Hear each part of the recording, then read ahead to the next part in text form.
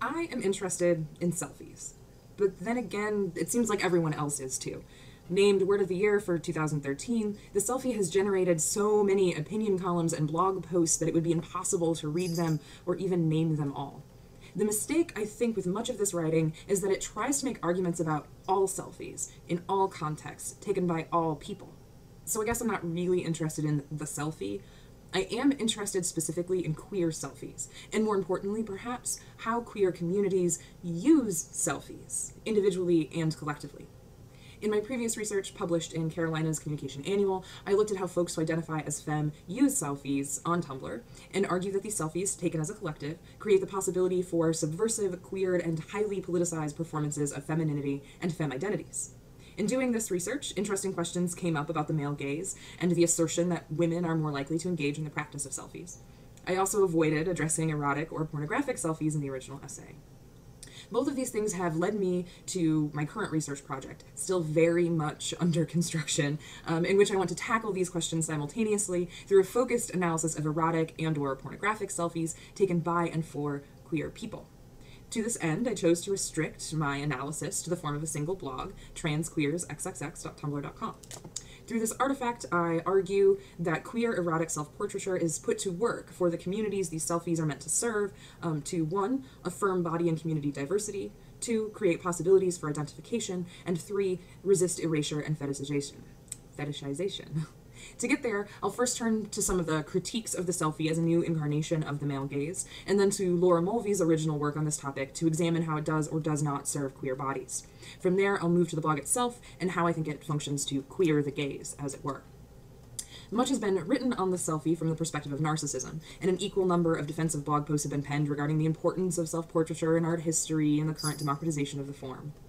None of these arguments have given me quite the pause, however, as those that focus on the relationship between selfies and the gaze. Dr. Pamela Rutledge asserts in Psychology Today that the largest group indulging in selfie posting is young women, which feminist writer Megan Murphy confirms, both of them from Google searches and Facebook feeds.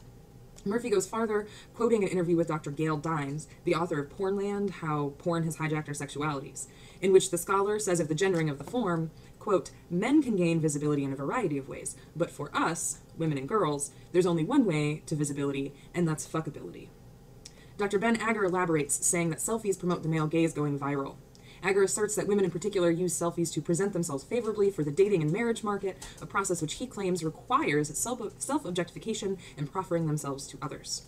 In another blog post by Megan Murphy, she writes that women and girls are constantly looked at, moving through life as an object of the male gaze. For Murphy, the selfie represents a trick in which women are brainwashed into performing for the male gaze, under the ruse of empowerment, so that they forget about challenging sexist norms and trends. Murphy argues that just because you grow up in a culture that turns you into an object against your will, it does not mean that if you choose to further objectify yourself, it is somehow subverting the enforced objectification. These authors seem to agree that the male gaze has been internalized to the degree that women see themselves and other women through this lens, and so turn the camera back on themselves and other women as objects. Murphy even makes us more specific, saying that selfies particularly reflect the male gaze when, quote, we're posting photos of ourselves posing in porny ways. As one blogger mournfully writes, the sad, ugly truth is that we live in a society where a woman's appearance is tied up in her worth. These scholars, of course, get their concept of the male gaze from the seminal work in film theory by Laura Mulvey. In her original essay, the concept of the male gaze was employed to, quote, demonstrate the way the unconscious of patriarchal society has structured film form. Mulvey writes that pleasure in looking has been split between active male and passive female, in which male fantasy is projected onto female bodies who are arranged so as to be displayed for their gaze, their image coded as erotic spectacle so that they can be said to connote to be looked at-ness. In film, Mulvey claims the female figure poses a problem, her lack of a penis, implying a threat of castration and hence unpleasure. The solution to this problem, then, for the male gaze, is to figure the woman as an icon who is systematically demystified, devalued, saved, punished, or turning the figure itself into a fetish so that it becomes reassuring rather than dangerous. In other words, the image of the woman must be voyeurized in order to become unthreatening because of her perceived lack, the absence of a penis. This is clearly just a summary and perhaps a simplification of Mulvey's work, but I think it important to note a few things about the concept of the gaze and the gendering of selfies by the scholars mentioned earlier, utilizing this theory in relationship to queer bodies and sexualities. First and foremost is that Mulvey is very specifically talking about the film industry. about Hollywood. Her argument then isn't about any image of a woman in any context, but specifically mainstream film.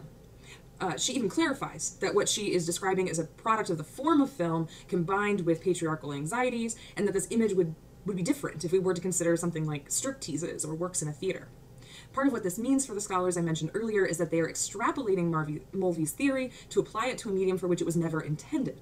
Certainly we do this all the time, but in this case, the enthymematic logic needs to clarify its missing premises in order to really tie Mulvey's concept to a new context, the still images, which make up the practice of selfies. More fundamentally, a problem for queer bodies and sexualities lies in the theory itself and how it is deployed. Mulvey's original work relies heavily on Freudian psychoanalysis, which is particularly evident in her focus on castration, male anxiety, and the woman as an icon of lack. Unintentional though it may be, as it often is, the very language used here reifies the naturalization of genitals as markers of gender. The man is a penis, the woman is a lack of a penis, and the patriarchy is a massive coping mechanism for men afraid of castration. This is a radical simplification, to be sure, but the fact remains that the argument rests on a kind of casual cissexism. The model starts to fall apart, or at least radically change shape, when we consider gender non-conforming and or trans experiences wherein genital configuration may or may not meet normative demands for actual or perceived gender. How might we make sense of our bodies represented in still or moving images? I imagine it would be possible to recuperate this theory in regards to gender nonconforming or trans people in ways that illuminate the connection between psychoanalytic genital anxiety and transphobia, but that is beyond the scope of this project. The way feminists like Megan Murphy or scholars like Dr. Agar and Dr. Dines deploy this theory is just as much a problem for queer bodies. Their writing implicitly assumes a cisgender heterosexual arrangement wherein all women are looking for men for dating or marriage. In the picture these scholars present of selfies, the only people taking them in more than circumstantial ways are heterosexual women. And they're configured, no matter who looks at them or who doesn't look at them, so as to appeal to heterosexual desires of men. There's no room in this argument to even consider non-normative bodies or queer sexualities. There's no room for productive subversion, radical reimaginings, or even the idea that some subcultures may find entirely different uses and meanings in self-representation. This argument, in fact, denounces the whole idea of self-representation as a trick, a manipulation designed to get women doing the work of the patriarchy to themselves and to each other. So if the theory of the male gaze and its deployment in regards to selfies fails queer bodies on these fundamental levels, how then do we begin to understand queer selfies, specifically queer pornographic selfies, as they operate as a system of discourse? First, let's talk about the blog. Trans Queers XXX is a Tumblr blog, quote, dedicated to transgender, genderqueer, and gender nonconforming self-expression. On their FAQ page, the moderators of the blog write that they started the blog, quote, as a response to the fact that many trans porn Tumblrs were not submitted directly from the subjects and thus potentially pretty damaging to those involved. They were not curated in a way that highlighted the diversity in the community, nor were many serious about language or the politics of attraction that have posed serious problems to trans people and bodies for a long time. They go on to say that they want to promote a sex and body positive message to the community and to showcase diversity. The framing here is important. It marks the images that appear as part of a specific context and goal. They aren't simply images that might randomly appear between cute kittens in a news article on a Facebook feed, but instead a carefully curated collection with political ends. Additionally, the framing suggests that even if not all the images fall easily into the recognizable genre of the selfie, they are in fact self-selected representations. The selfies themselves offer a wide variety of visuals. Here you see everything from full bodies in lingerie or naked, to close-up shots of genitals, to fat bellies and sensual rolls, to various sex acts, which may or may not feature penetration with toys, fingers, tongues, or other genitals. A variety of races are shown, though admittedly the blog is overwhelmingly white or light-skinned, an issue I think would be well worth discussing at length. Each image is accompanied by careful tags, or hashtags that provide even more context for the image as well as sort them into searchable categories. These tags almost always specify gender identity, often with multiple identifications listed, and sometimes include information about the sexuality or race of the person pictured. Though each selfie could be considered individually, if we take this collection as a whole, the curated collection as it's meant to be, I think a few things start to emerge. The first is obvious. These images are meant to be sexually provocative. At first glance, this might suggest they fall into the pitfall the scholars above warned in terms of self-objectification. However, many trans and or gender non-conforming people are stereotyped as either devoid of sexuality or hypersexualized fetish objects.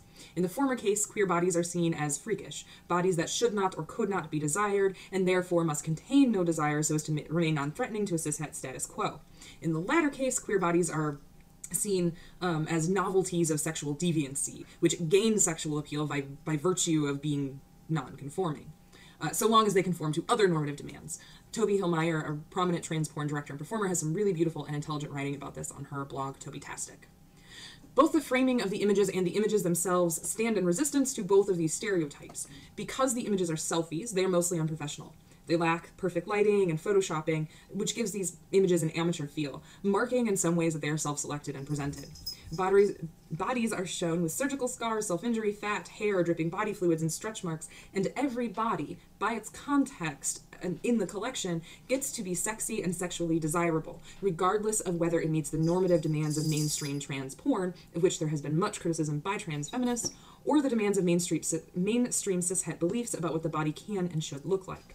The submitters are also representing their own desires, as they exist in their own bodies in the moment the image is captured.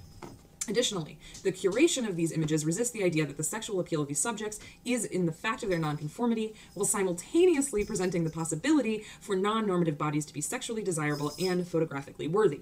In other words, these selfies fight against both erasure and fetishization. These bodies are here, they say, and they are sexy and desirous and longing and beautiful. They offer an invitation to look, and further to desire. They offer possibilities outside the dominant cishet discourse for what a body might be, how it might move and look and experience pleasure. On the other hand, they insist that they cannot be controlled, cannot be photoshopped out of existence, cannot be contained in representations that make them easy, non-threatening avatars of cishet anxieties about gender roles or sexual desires. These bodies exist, and they are having all sorts of sex. Now, it's important, I think, to mention here that none of it is a guarantee that these images, either alone or in collection, will always and forever be productively subversive. The nature of a public blog means that who looks and for what purpose cannot be controlled. The very format of Tumblr means that these images can, in fact, be reblogged in other contexts without the full context of their original framing, both in the tags and on the blog. In that sense, it's hard to make any definitive statement about what these sexy queer selfies could or will do outside their context here, let alone to make any claim about the practice of selfies as a whole. But I do think it worth considering that blogging projects that feature self-selected selfies towards specific ends might perform activist agendas in interesting and new ways, and that perhaps we should not be so quick to dismiss the selfie, but instead ask, which selfies? By whom? In what context? For what end?